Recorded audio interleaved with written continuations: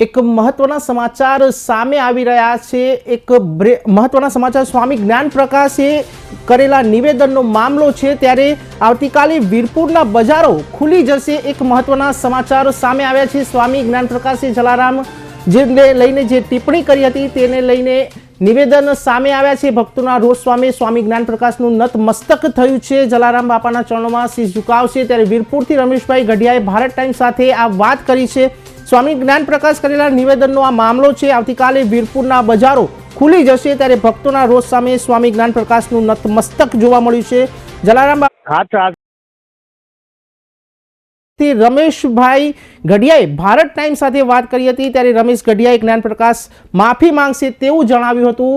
વીરપુરથી Rameshbhai ગઢિયાએ Bharat time સાથે વાતચીત કરી છે। એક મહત્વના સમાચાર સામે આવ્યા છે। હા બોલો બોલો કલ્પેશભાઈ।